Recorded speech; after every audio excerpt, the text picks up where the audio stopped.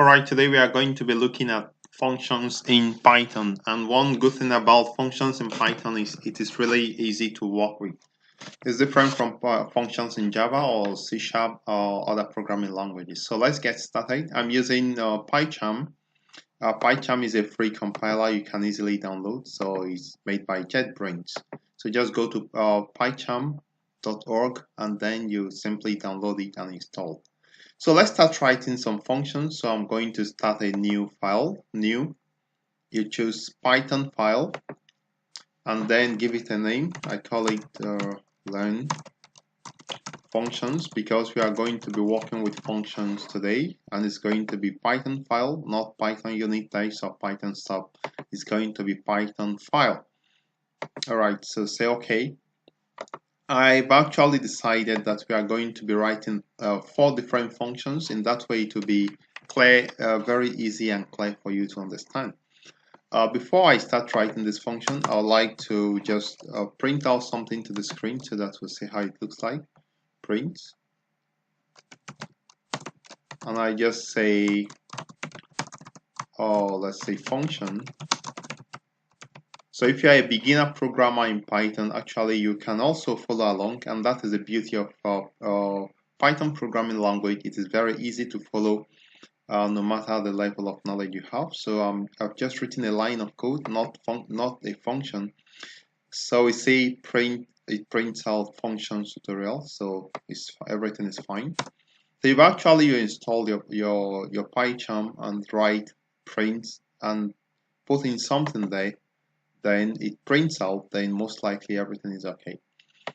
So let's see how we can write a function in Python. So to write a function, you use the def keyword. So let's start def, and let's call this name, just call it show greeting.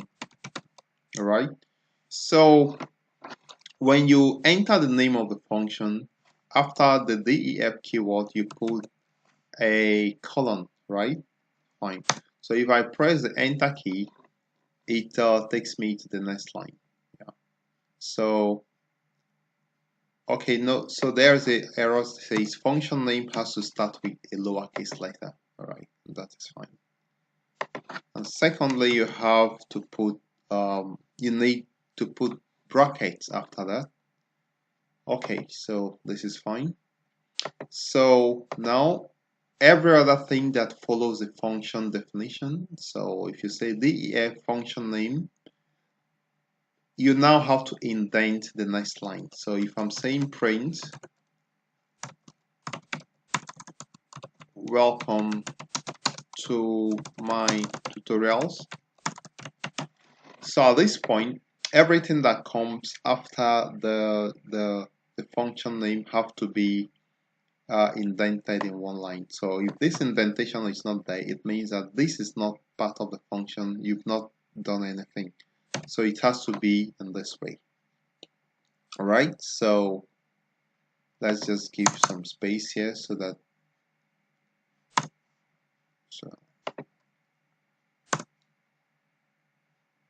Okay. So that's fine. All right. So I'm going to run this and let's see what happens. So when I run it, nothing shows. The reason is because for you to use a function, you need to call this function. So how do you call a function? By simply specifying the name of the function. So let's call this function and let's see what happens. So for us to call it, we need to exit from the body of the function, meaning that we need to go back to the edge. So if we continue in this place, it means that we are still writing as part of the body of the function. And this is normally what Java or C++ will enclose in braces or in curly braces. Python does it by indenting the line. So any indented line following the function name, everything indented below it is the body of the function. So you don't have to use braces. So if we want to call this function, you simply call the function by giving the name of the function, and that is show greetings. And at this point, if I run this code, it's going to work. So you can see it display welcome to my tutorial. So show greetings, as I wrote here, called this function and actually executed this function. If I actually write something here, let's say,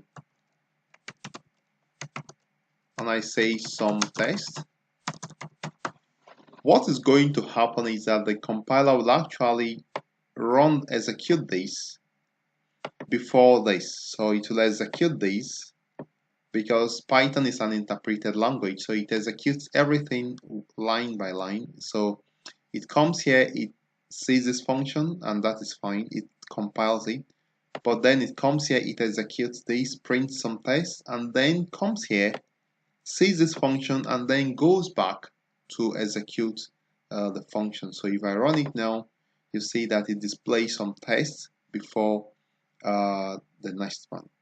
All right, let's now write a function that sums that adds two numbers together. Let's call this function add.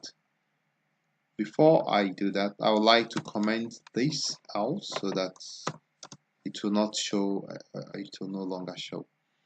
So the function I'm going to write is a function that adds three numbers. So to do that, the first thing we do is def add 3. Let's call it add 3.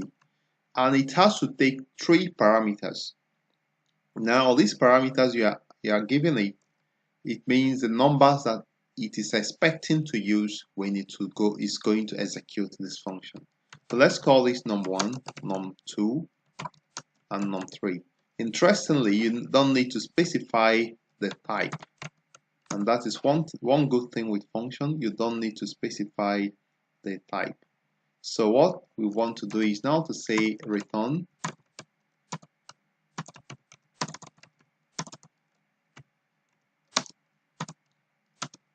num1 plus num2 plus num3. So this is what it returns. So now if I go to call this function, I can just say print, I can just say add 3, and I specify, let's say 5, 6, 8.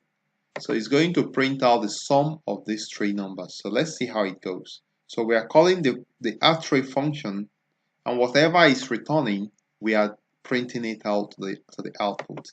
So if I run it, it displays 19, which is the sum of 5 plus 6 plus 8.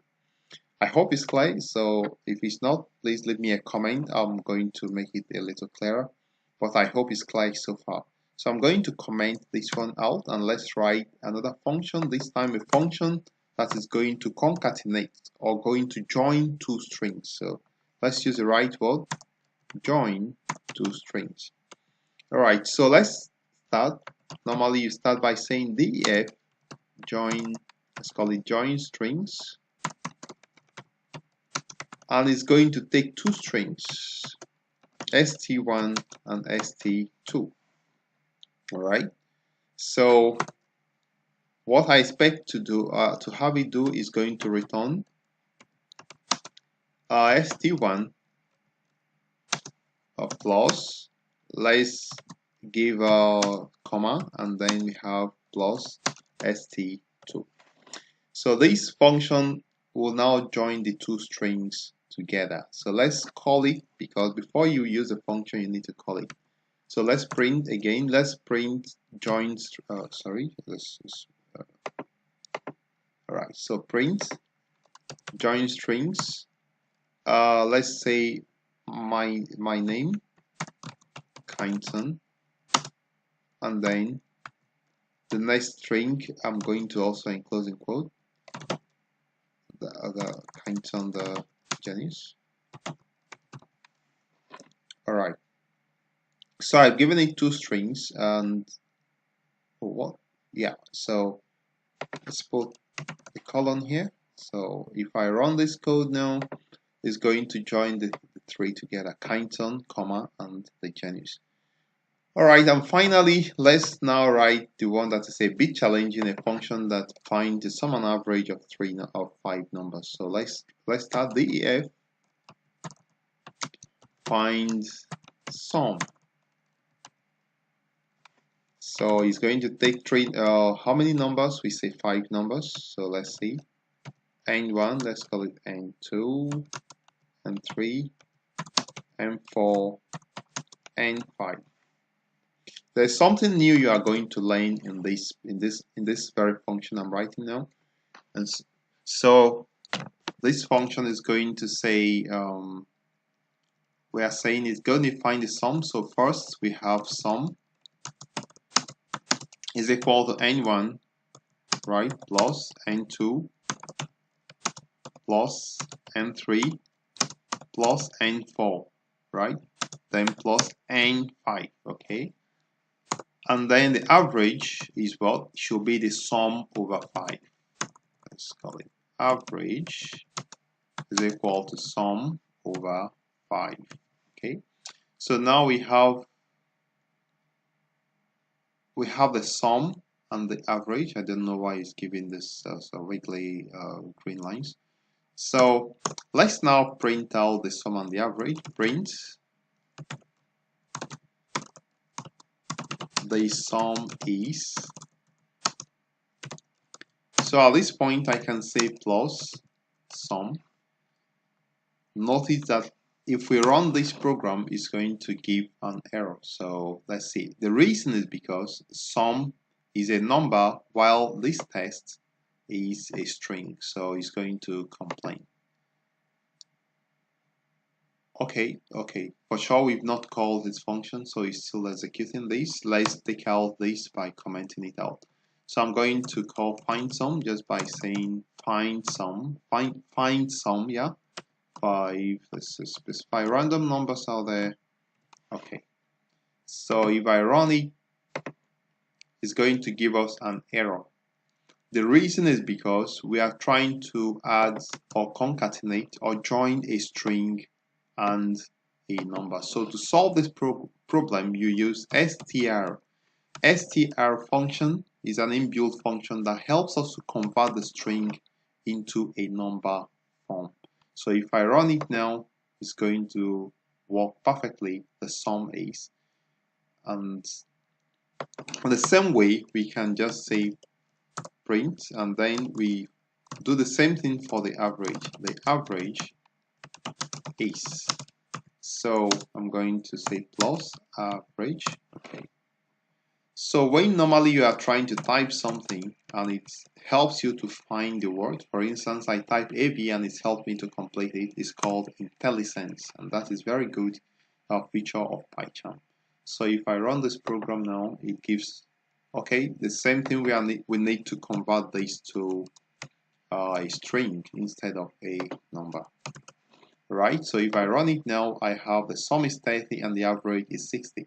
So basically, this is how functions work in Python. It's really very easy and interesting to know. It's very more easier to understand and to use than functions in other languages like C# or Java. I'd like to thank you for viewing. If this has been informative for you, leave a comment to let me know, and we'll continue with other concepts in the next tutorial.